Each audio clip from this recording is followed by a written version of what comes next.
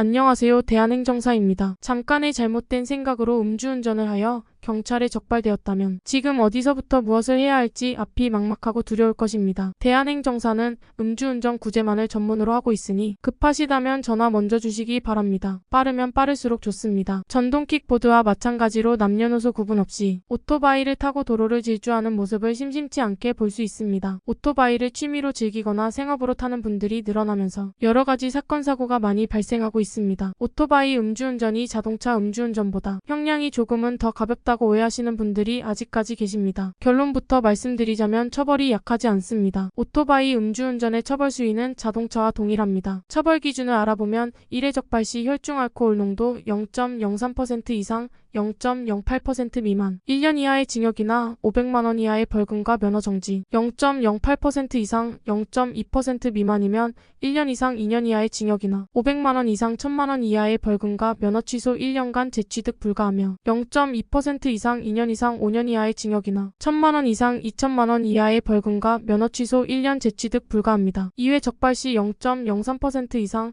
0.2% 미만 1년 이상 5년 이하의 징역이나 500만 원 이상 2천만 원 이하의 벌금과 면허 취소 2년간 재취득 불가, 0.2% 이상은 2년 이상 6년 이하의 징역이나 1000만 원 이상 3천만 원 이하의 벌금과 면허 취소 2년 재취득 불가입니다. 앞서 말씀드렸다시피 오토바이도 이륜 자동차이기 때문에 음주운전으로 적발되면 자동차와 동일한 처벌을 받게 됩니다. 최근 많은 분들이 이용하는 전동 킥보드 역시 도로교통법상 차에 해당하므로 음주하고 타게 되면 처벌받게 됩니다. 만약 음주운전로 피해자가 발생했다면 원만한 합의를 하는 것이 매우 중요합니다. 이미 저지른 것에 대해서는 처벌을 면하기 쉽지 않겠지만 합의를 하게 되면 감형 요소로 인정받아 처벌 수위가 낮아질 수 있습니다. 음주운전 적발 이후부터 어떻게 대응해야 할지 걱정이 많으실 텐데요. 단속된 상황부터는 초기 대응이 중요하다는 것을 명심하세요. 주치운전의 처벌 기준을 보았을 때 형사처벌과 행정처분이 동시에 이뤄지므로 두 가지를 모두 준비해야 합니다. 현재 우리나라에서는 법관이 형을 정할 때 반드시 양형 기준에 따라 처벌이 이뤄지며 이때 참고할 수 있는 자료로 양형 자료를 제출하는 것이 필요합니다. 양형 자료에는 의견서,